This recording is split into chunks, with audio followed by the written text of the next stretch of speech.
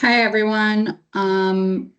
Sebastian, I see that you're here. Does anyone have, Min or anyone else have any announcements before we let Sebastian get started? Hi, Jesse. I don't have anything. Thank you, Sebastian. Okay, then yeah, we can get started, Sebastian, whenever you're ready. Okay, sure. Hi, yeah, I'm Sebastian Valentino. I'm also from New Jersey Department of Environmental Protection, Bureau of Air Monitoring, and I'm going to be doing the week 4 material. So for this section, because there's quite a lot of little scenarios, I'm going to probably be primarily doing the examples, and so you can just follow along, and I will share my screen. Give me 1 second.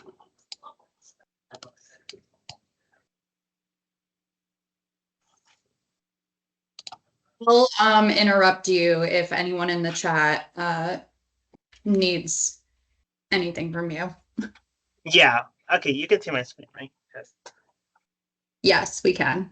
Okay. Can you maybe zoom in a little bit? Yes. Okay. That's probably good.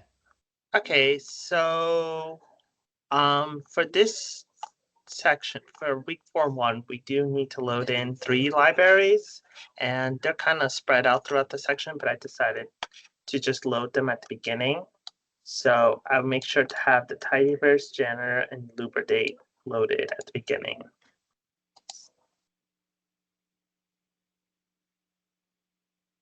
Okay, so for section 1.1, I believe we might have done the rename function, but we'll do it again. So for this example, we're just going to be renaming the column names for the air quality data frame that we've been using that's in base R.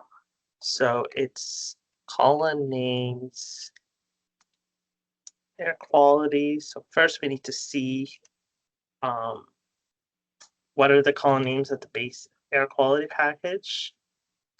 So as you can see in our console to print out for those. And then in this example, we're renaming solar.r and the temperature to show degrees Fahrenheit. So we're going to be using the pipe function. So we do air quality and then pipe. And then we use the rename function from dplyr.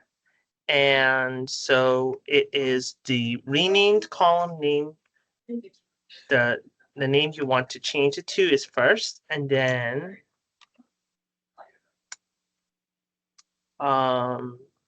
we set it equals, and then you put the original column names. So in this case, it'd be solar.r, and then if you want to do multiple column, rename multiple column names, you got to put a comma afterwards. And I generally like to do a space afterwards so you separate so it's easier to understand. So in this case, we're going to be doing temp to Fahrenheit and renaming the temp column from the original data frame. And then let's run it and see what we get. So then obviously, we could scroll up to see what the column names have been renamed are. So in this case, it's solar-r and then temp f. So that's just going over the rename function. I think we might have done that. And then another way, if you don't want to rename every single column in the data frame, another way is to use the clean names function, which I believe we've also used in the practice from the janitor package. So that is air quality. And then we're going to be using the pipe function. And then we're just going to use clean names. And it's a blank in the function columns. So then let's run this. And then, you can just scroll up to see what it is. And as you can see, it lowercase what was originally in capital letters it all into lowercase. So that's just a quick refresher on that. So the main bulk of this week's material is on control structures or if-else statements. And basically, I'm going to actually switch to Min's page for this one. So we generally use these to test conditions. So things that you would like to see if they're true or false.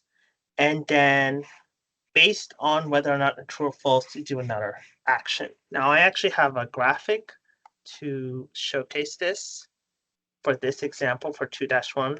So if you want to have this open up on the side, because I'm going to be showcasing the example, just so that you can follow along.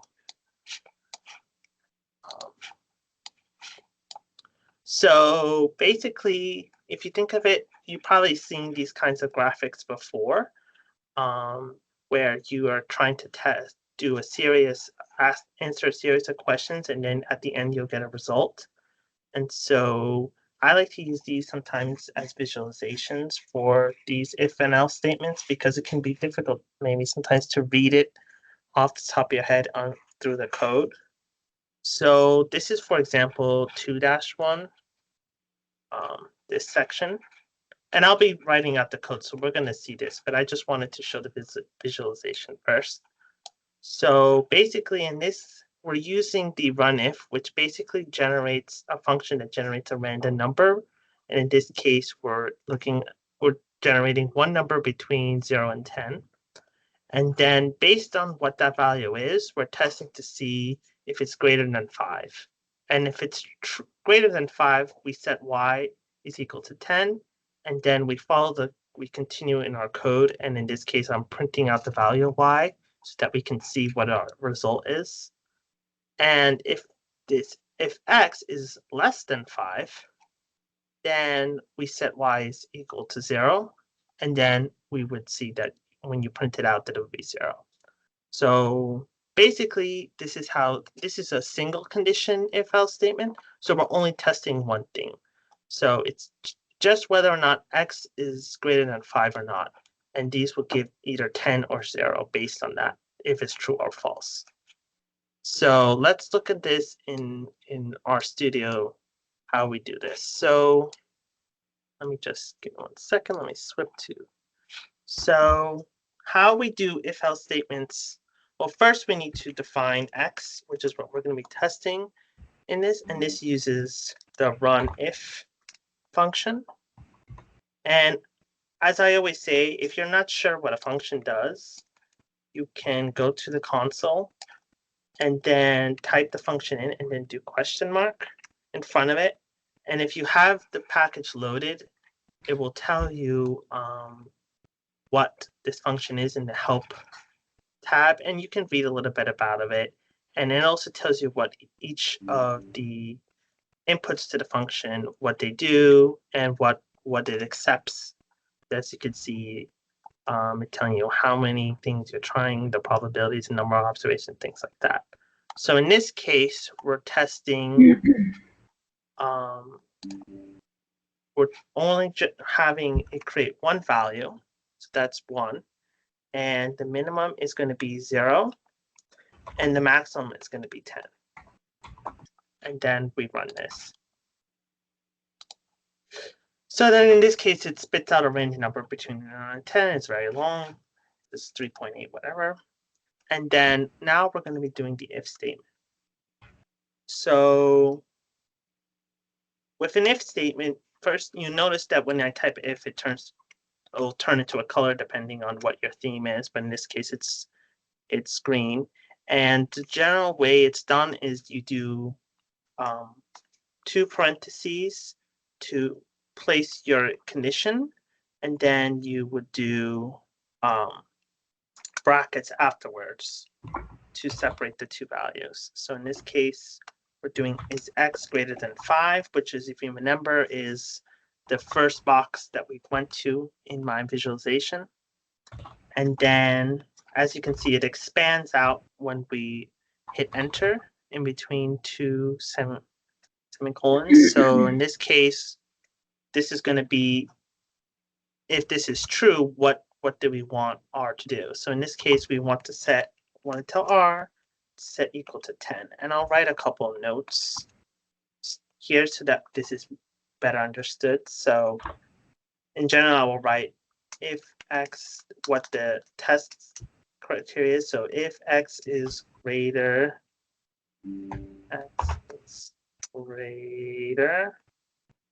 than 5, set Y equal to 10. Now, of course, what if this, as we were showing, you have to always have two conditions. You can't just have one.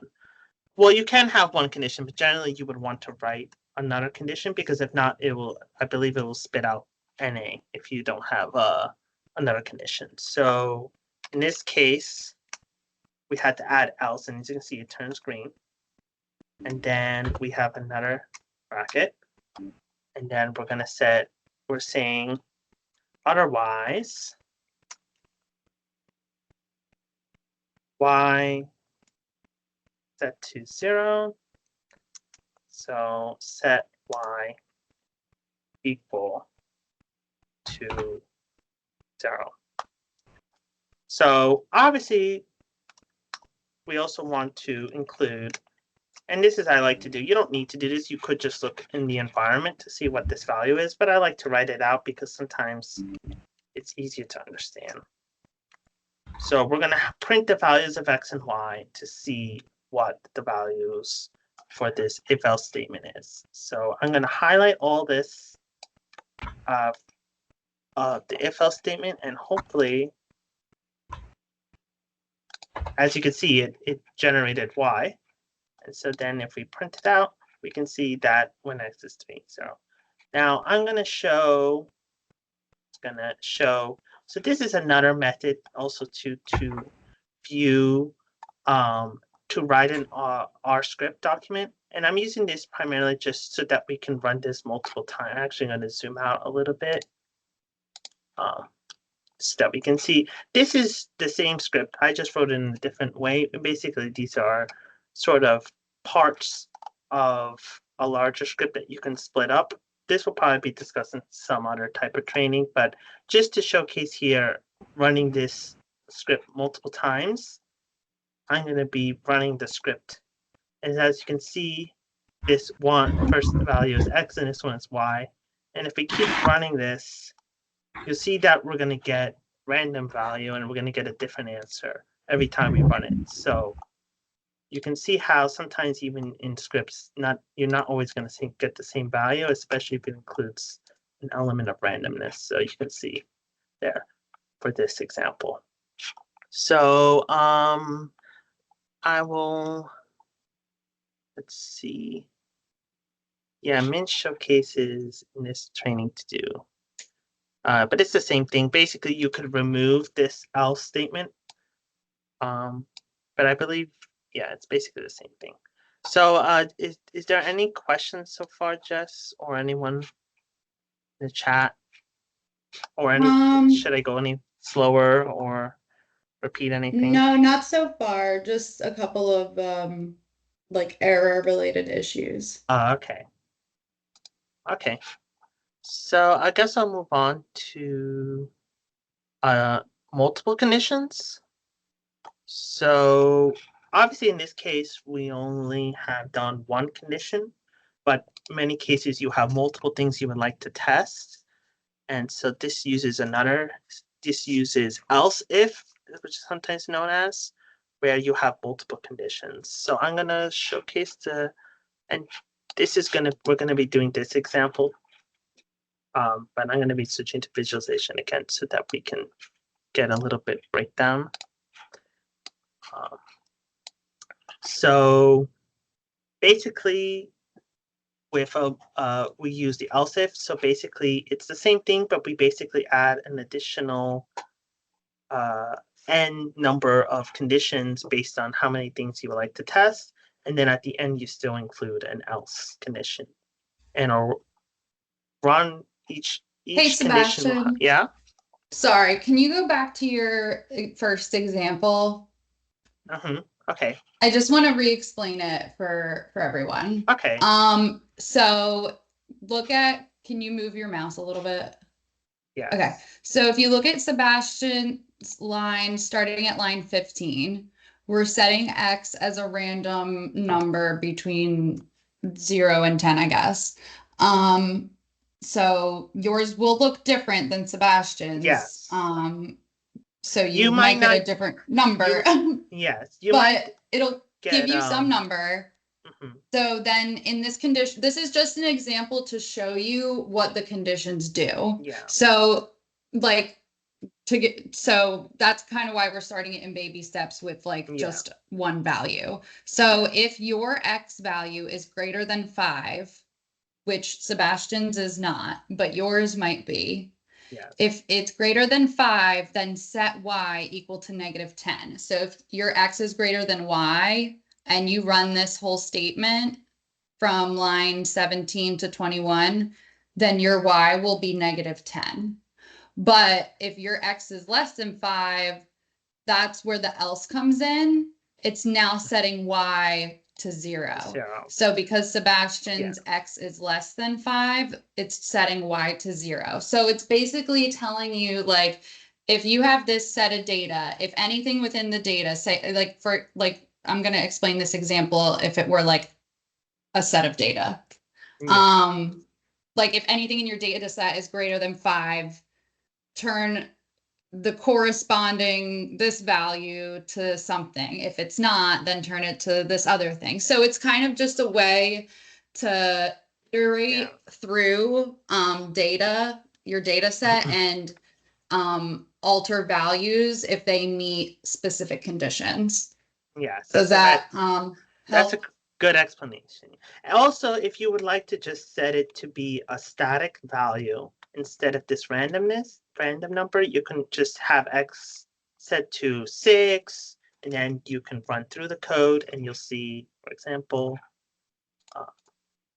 that Y is set to 10, and let's say, I don't know, we'll say 1, and we run it through again from the X, you'll see Y is 0. So this randomness is just a way to just test a variety of values when you don't have a static data set. But generally, whenever you're doing these, you use static data. Okay, is there any other questions, Jess? No, perfect. Thank you. I just wanted to make sure everyone was on board, because That's I okay. personally, this is where I really struggle once we're Mhm. like giving it conditions. Yes. It's difficult to kind of wrap your head around. So Yeah. I just wanted to make sure everyone understood. All Yeah, right. Thank you. Sorry to interrupt. Yeah, that's why I like to use sometimes the visualization, because it's easier to understand the different points than to look at that, because it is kind of just a wall of code. Okay, so we're on now multiple conditions. So basically it's the same thing, but we just add extra conditions, and then each condition has its own separate code that we ask it to do. So I actually expanded this sample graphic to do this example 2.1. So in this case, we're testing testing numeric scores and giving them a letter grade. So in this example, the score is 85, and we're going to test if the score is greater than or equal to 90. If it's true, we set the grade to A, and then we print out what the grade value is.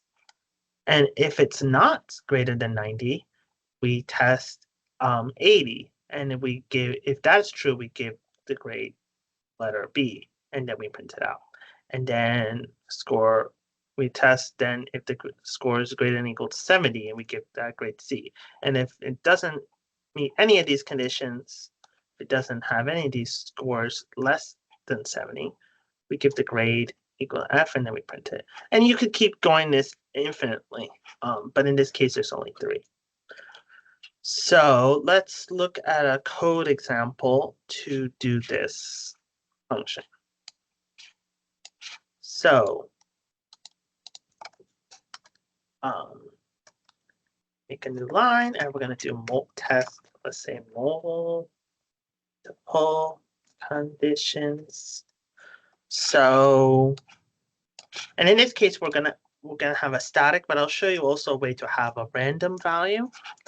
But let's just do the example they showcase the notes. So again, first we got to set what the value we're testing. In this case, it's just a static value, and the score is going to be 85. And then we're going to start our if statement. So again, if the score is greater than or equal to 90, and again, first for an if statement, you do parentheses first and then brackets. And then we put out what is, so and then we add notes. So in this case, when score greater than or equal to 90, grade is going to be set to A. And again, whenever there's a string, you do double quotes with the words inside of it, and then set grade to be A. And then now we want to have multiple conditions, so we write else and then we put if. And then it's going to be score is greater than or equal to 80. And then again, we do brackets. And the grade is going to be B. So then we can just copy these. No, I'm just going to copy these to save time. You can write it out if you want. And this is going to be 80. And we're going to set the grade to be B. And again, it's the same thing. And you can keep doing this an infinite amount of times if you want. Score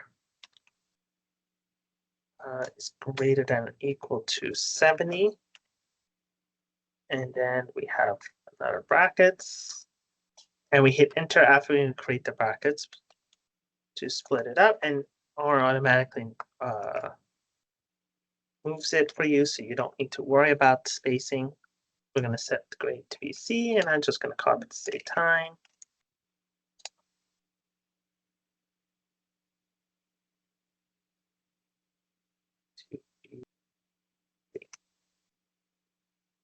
And then, so then once we're satisfied with the number of conditions that we would like, we had to have a closing else statement.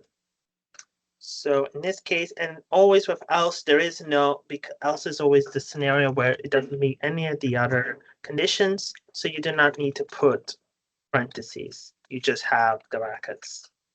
And in this case, I'm going to do grade is set to F. And then we're going to include notes. So otherwise, grade is set grade to be F. And then, of course, we want to see our output. So print grade.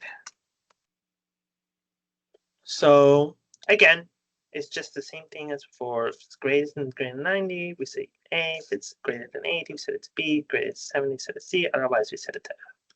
So now we can see, we expect that we're going to get B. So we run it, and then we run the whole if statement. And if we print out the grade, you see is going to be.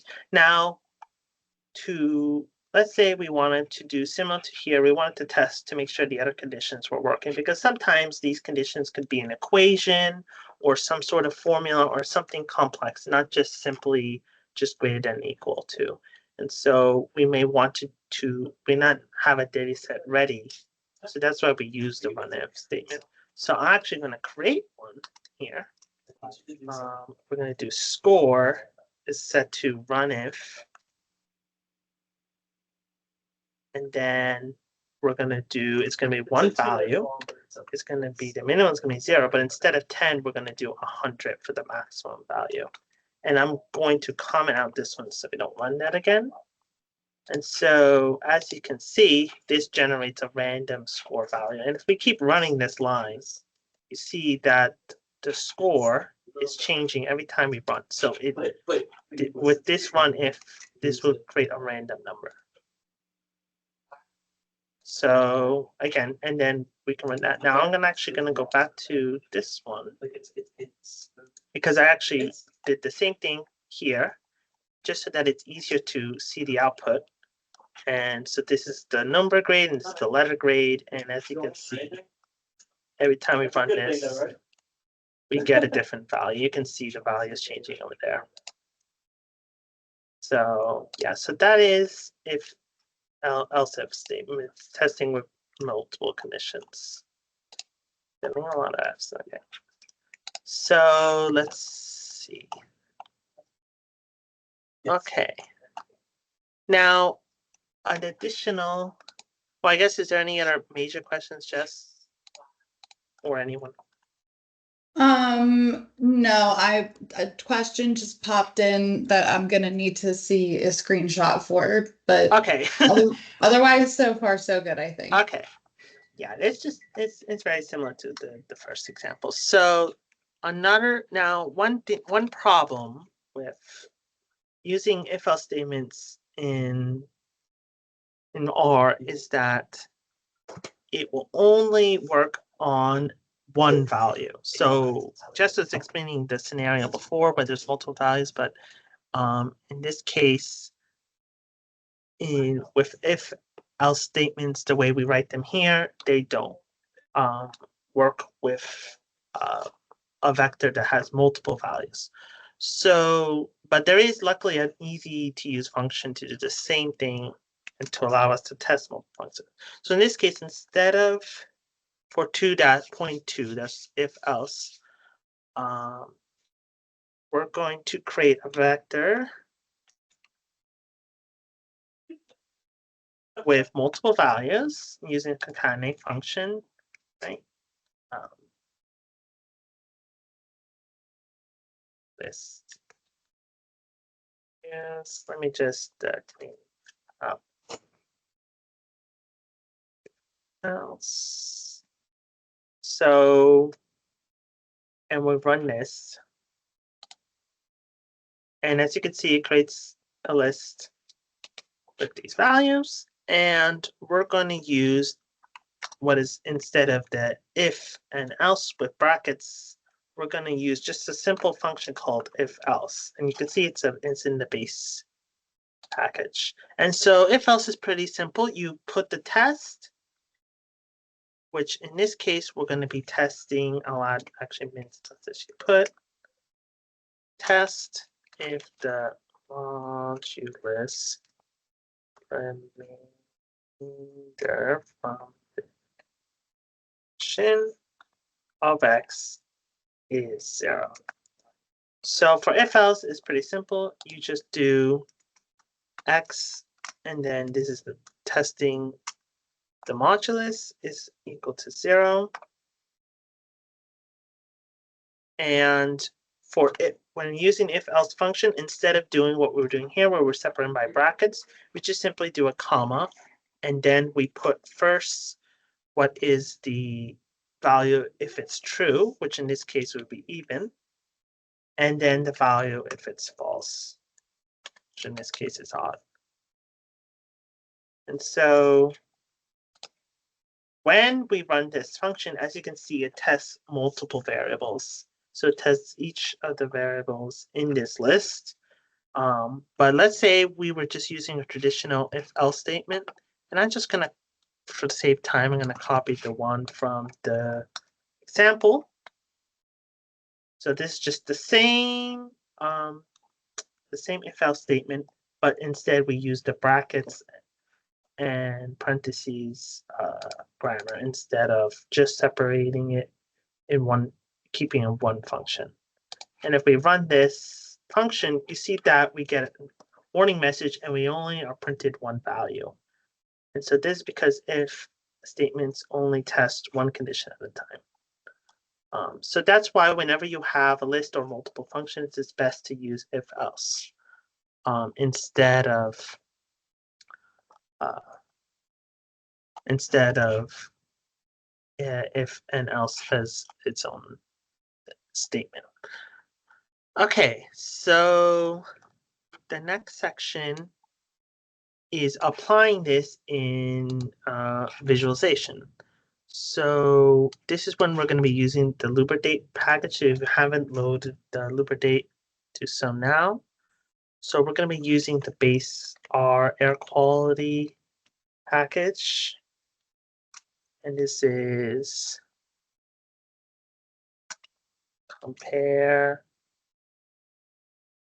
also between weekday, weekend. And so we're going to be using the pipe format. So in this case, we're going to be doing similar thing we did, I believe, last week, where we're mutating. And then the year is going to be 1973. And the date, we're going to be making a date based on and we're using the make date function from Lubridate based on the year, month, and day columns. Yeah, that's right. And I'll just add the notes. Year column, date. And this is all mutate, so it's all a new column. And we're going to do the weekday, which is a new column we're making. And it's based on date. We're creating the dates of the week. So with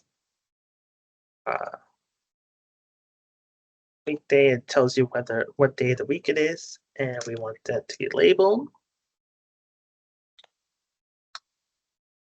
I'll just call it week, date, day of the week. Oh no, correct day of a week. Right.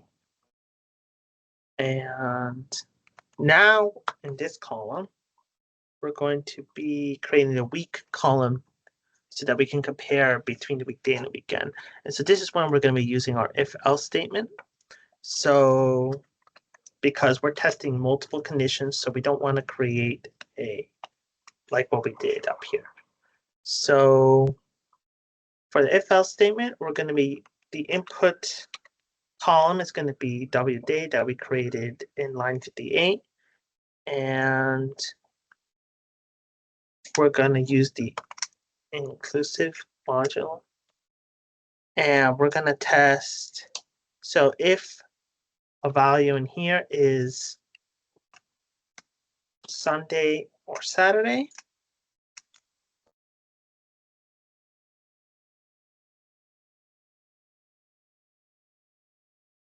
and we're testing multiple conditions in this test statement. So we're going to use the concatenate, and we're going to put values with string separate by a column. So in this case, why did it? This should be Saturday actually. And then, so this is our test statement, right? Which is what for the day of the week, if it's Sunday and Saturday, this is going to be set it to be weekend. And if it is not Saturday and Sunday, it is going to be a weekday. I believe that should be good, yes. And this, yes. So we're going to do another pipe because we would like to visualize this, and I'll include the notes, separate weekend and weekday.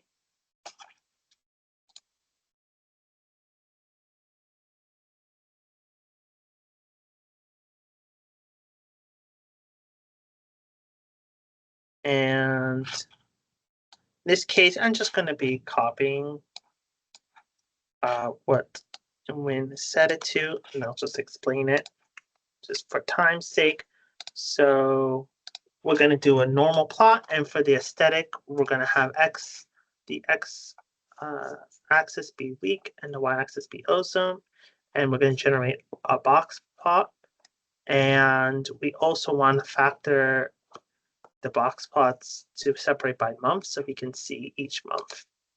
So then if we run all this,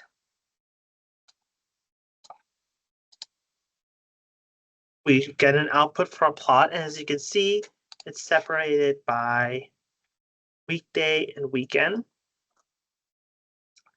And so this is a good way of, instead of having to say, for example, doing this in Excel and manually have to separate the weekday and weekend, you can easily do this in a few lines in R to be able to separate this and make a visualization like that. So that's where it's really useful, especially when you're manipulating these kinds of dates.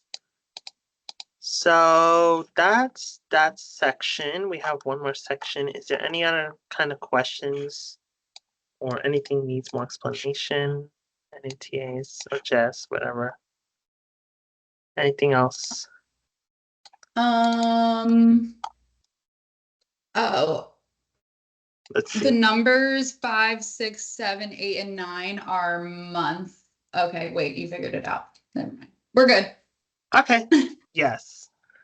Yeah. If you don't factor it, it would basically, like I think we discussed in our section, would combine all the months together. And so you just, because it's separating by day, and then you would just get a huge blob. So that's not very useful. You want to separate it by the month.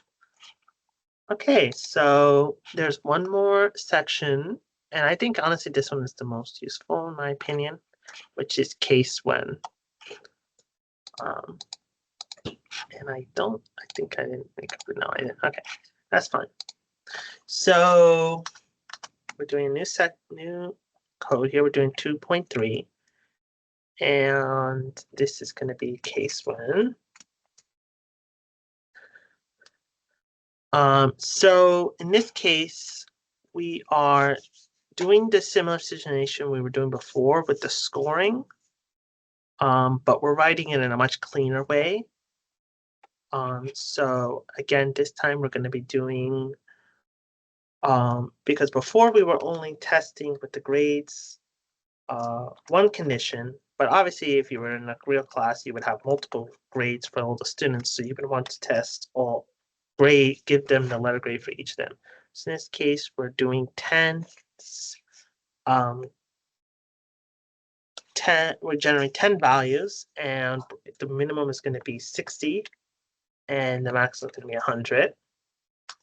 And then we're going to use to create the grade, instead of making that very large if statement, we can use case when, and case when is very useful because in a very little small amount, you can do, you can do a lot of things. So in this case, actually, let me not do that. I'm going to do, so we're doing the same kind of scenario where we're testing the scores of students that we randomly generated in this case. And when we use case when, we write the test statement first, but then you have to include tilde value to separate the test, the test and the test function with your output. So, and instead of setting a value, because we're actually generating this grade function, we're saving this grade variable. We don't actually need to write grade is equal to A, grade is equal to B every time. We just say, oh, it's simply going to, the output is simply going to be A. So this is useful because it saves a lot of tedium needing to repeat the same thing over and over again. So this time we're doing scores greater than or equal to 90. It's going to give us an A. And then to separate case when names, you just simply do a comma, not brackets. And then we're going to write the next thing. The next statement is same thing, 80, and then you separate tilde. And if you don't know what tilde is, it's normally it's next to the 1 value, and then you got to do shift tilde.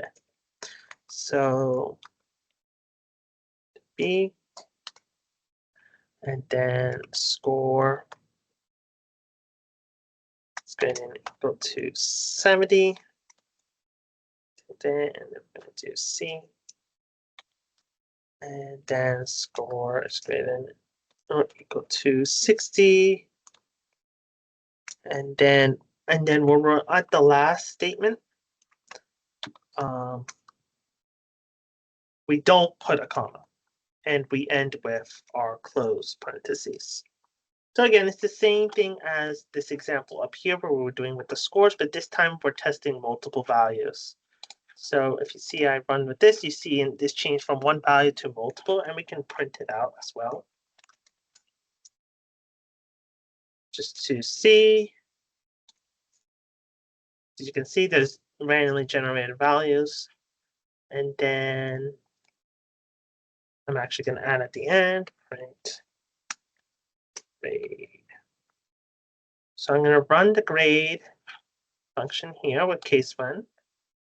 And when we print it out, you see that we have a list with each of the different grades and converted into each different scores converted into grades. So this is used when we have multiple conditions, and it's most generally the default when you're doing else if statements. You use case1. And then you can also, of course, do the same thing where we're doing with visualizations to use it with mutate. This is when it's most commonly used. So air quality. So we're going to modify the air quality. So compare. Some seasons.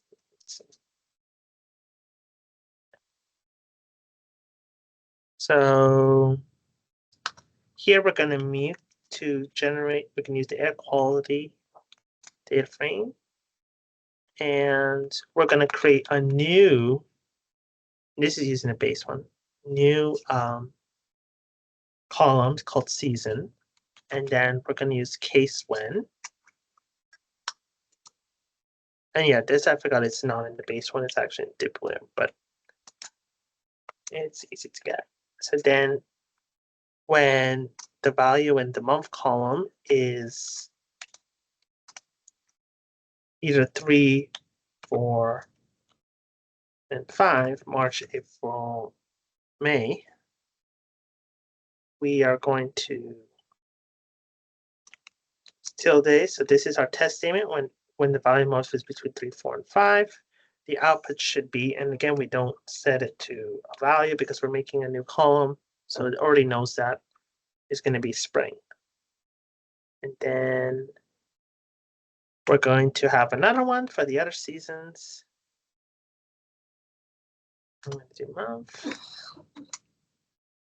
And in this case, we're doing summer, which is July, August, or 6, 7, and 8. And then tilde, and then we're going to do summer. Then we're going to do one more statement. Month. And then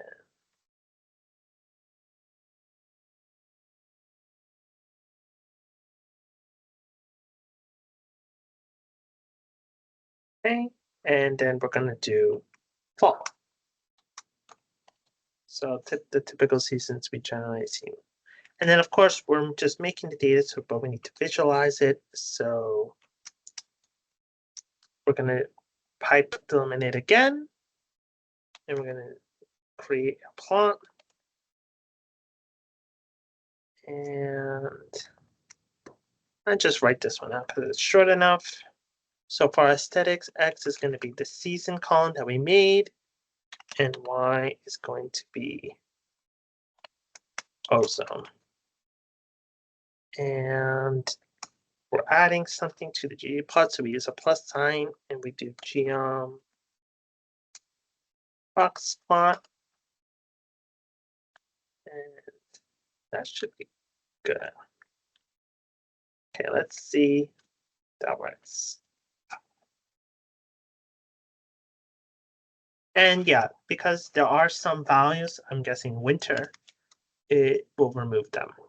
Then here we have a nice blocks plot with different ozone values and separated by season. So this is just another way to, instead of needing to do this manually in the Excel sheet, to just generate this through R in a few lines of code, which is very useful. And I believe that is the end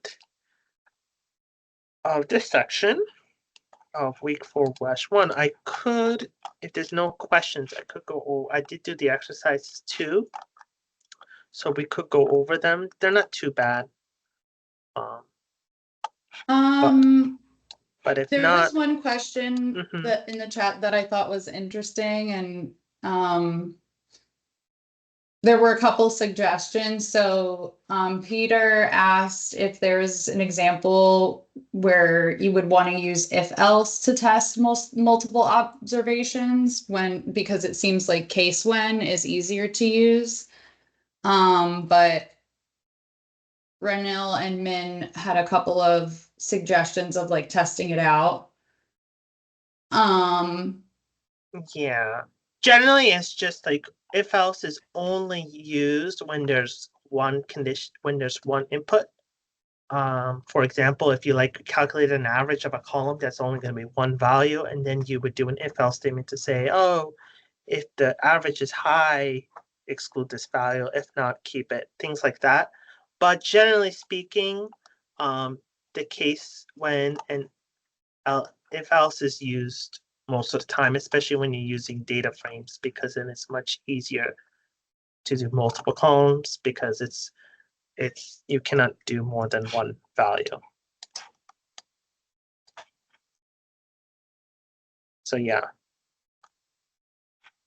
Not sure if there was anything else. If not, I could go to, we can look at the exercises, or I could save that for next time. But since we do have a few extra minutes, it's not too bad.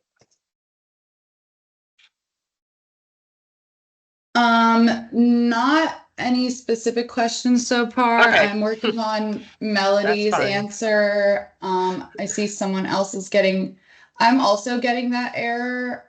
Okay, can you go What error? over, Sebastian, Mhm.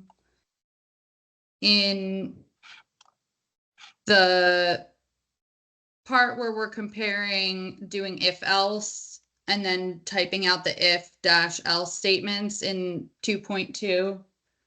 Do you mean the score one or the even and odd one? The even and odd one. Okay, this one I'm guessing, right? Yeah. So I guess I can copy it to show this portion. I just copied it to save time, but this is the same statement as this one. And I'll just overwrite this so that we make sure. However, when we run this, we do receive an error, and it's because this statement can only test one value at a time. So our defaults to just testing the first value in this list, which is 5. So obviously 5 is odd, so it prints that out. Now there is a fix for this error, which is to do brackets and do 1, but this will only test the first value. So if you were going at it this way, you would have to come back here and change this to the second value in the list, run that and get it. And so obviously that's not recommended at all. So this is why we do if else statement instead, to give us a list of all the values that we're output of all the values that we're testing. So in this case, this list fx that I made. So this error is intentional. That is put in the training intentionally to show you that you cannot test multiple statements, multiple values in an if-else bracket statement, which is why we use the if-else function, which is two different things. But they do the same thing. I'm not sure if that answered the question though.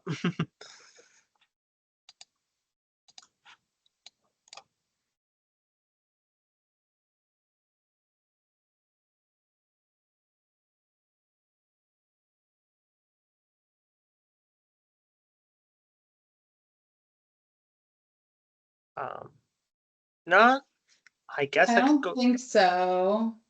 Okay, maybe let me see if I can look at the chat. 1 second.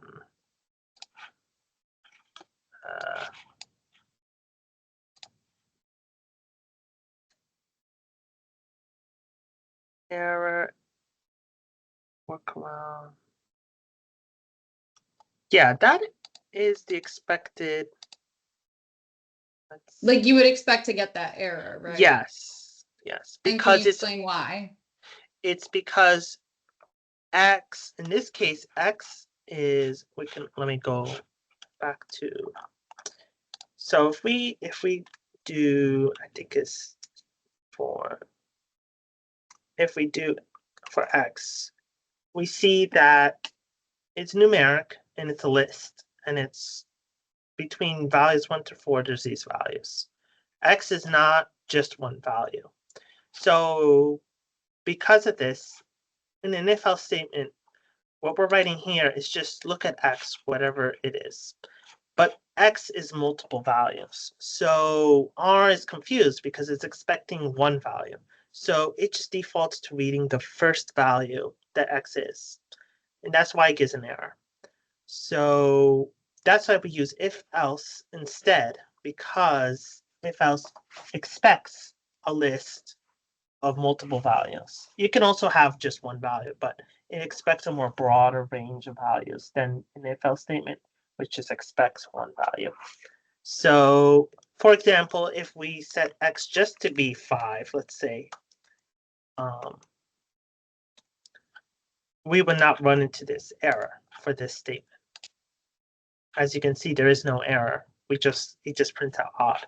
But when we run line 44, the original line, we get this error. It does still give us an output, but it says it has a line greater than 1, which means it's expecting it to just be one value. So it says only the first element will be used, which is the first element in this list, which is 5, which is odd. So that's why we focus only on using if-else instead, because it can accept more than one. I hope that answers it. Yeah, and people give a more technical explanation why. But that's, I would say, generally speaking, also the other problem too is very easy to mess up this if-else statement by accidentally putting values here or not writing, and it's also repetitive because you need to keep rewriting the output. So that's why this is easier.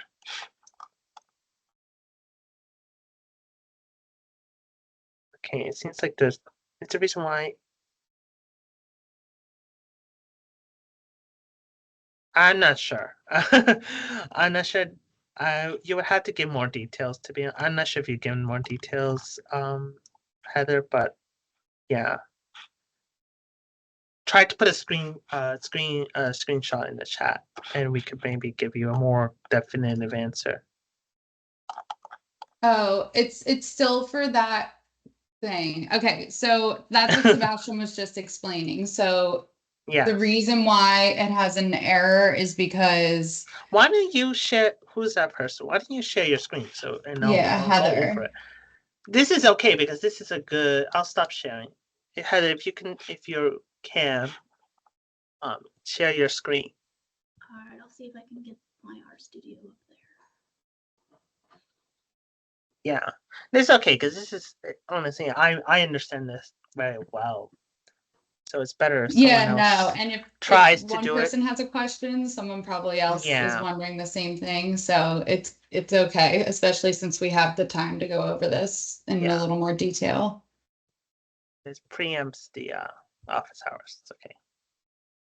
Okay. If you can go into view at the top. And it says zoom in somewhere so that we can zoom in a little bit. View. And yeah, it should be like zoom in. Yeah, and just do like 1 or 2 times. There we go. Okay, so let's see. So I guess for you it will be 32. So if you go back and run line 32 again. And as you can see on the right, where it says X in the environment pane, it says numeric and it gives several values. So now run the line 34, the if else function. So you see that in your console on the bottom left, it gives out an output of a list with each values. And as you can see, it's giving you the even and odd for the list of X. Now, what if you ran 37? Yeah, good. You can highlight it or Did it differently that time.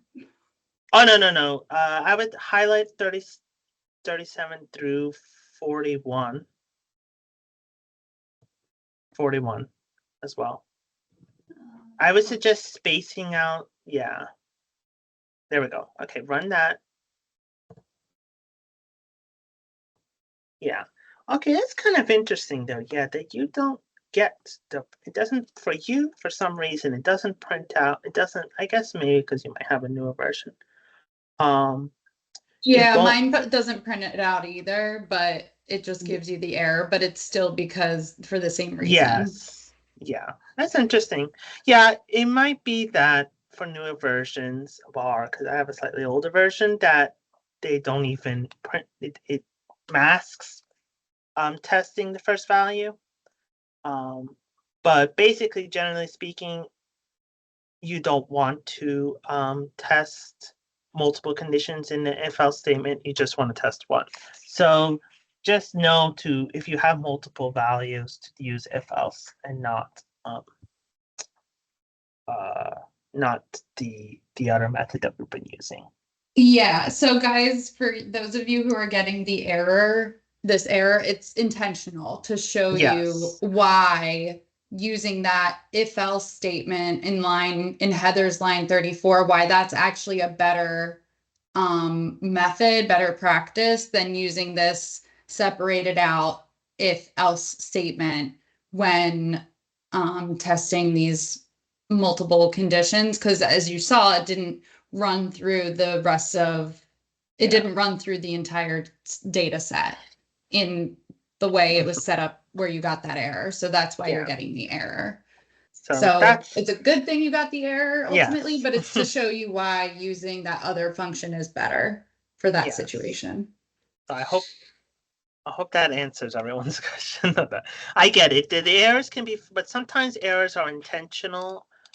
We do sometimes in code you put code in to get an error on purpose to make sure that it's actually working. So in this case, we're trying to make sure that the if else statement, how it works. So sometimes you do things on purpose, wrong on purpose.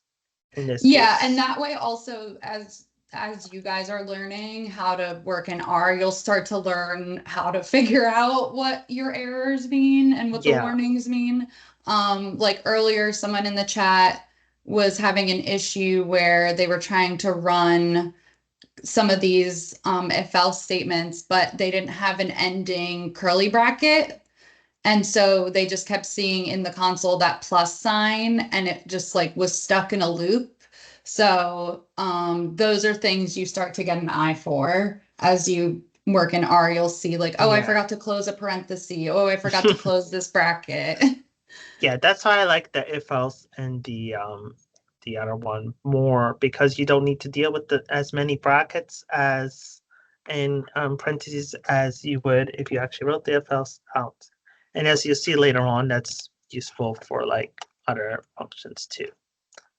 Okay, well actually we just landed just at the hour mark. So unless there's someone with some significant question, either just put it in the chat or email one of us and we can hopefully get to it. So, and I do have the answers to the